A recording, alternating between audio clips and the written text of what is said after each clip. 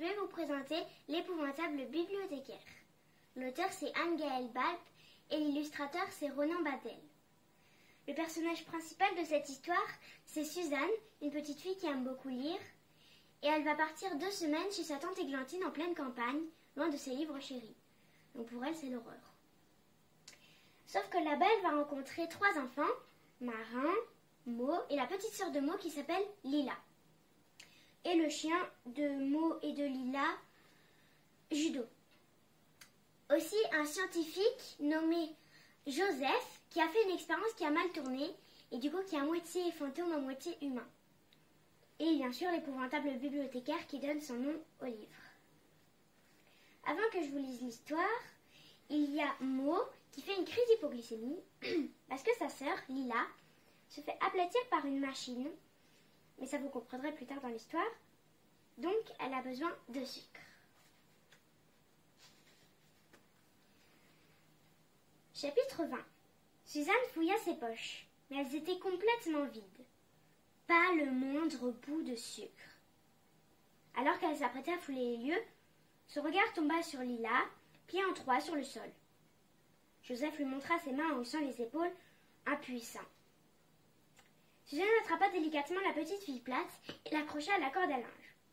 À peine avait-elle fini que la porte du laboratoire s'ouvrit avec fracas.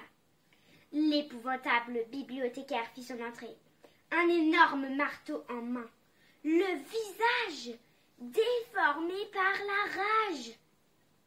Elle tendit ses doigts crochus vers le plafond et hurla. « Molly, cafard, vous ne m'empêcherez pas de réaliser mon chef-d'œuvre !»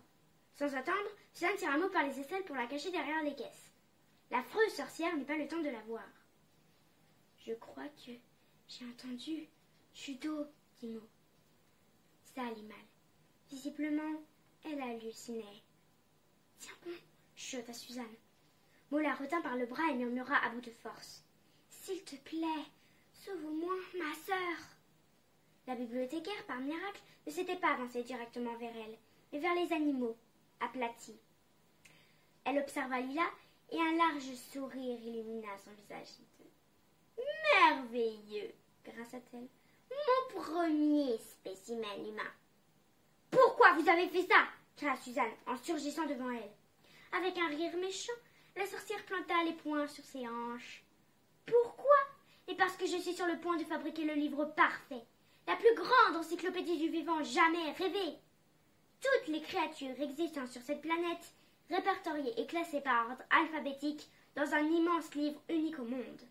Mon chef-d'œuvre. » Suzanne fronça les sourcils. « Mais c'est idiot, des encyclopédies comme ça, il y en a déjà plein. » La bibliothécaire s'approcha d'elle, la fixant de ses yeux fous. « Des encyclopédies contenant de vulgaires illustrations, mais mon chef-d'œuvre sera bien plus extraordinaire.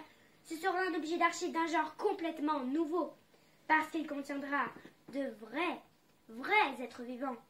Oui, grâce à cette machine, j'ai le pouvoir de réduire des animaux à 2 dimensions, tout en les maintenant en vie afin de les coller dans les pages de mon livre.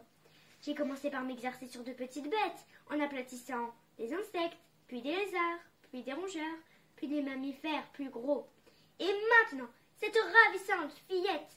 Et ça fonctionne. Ha ha ha ha. Mon rêve est sur le point de se réaliser.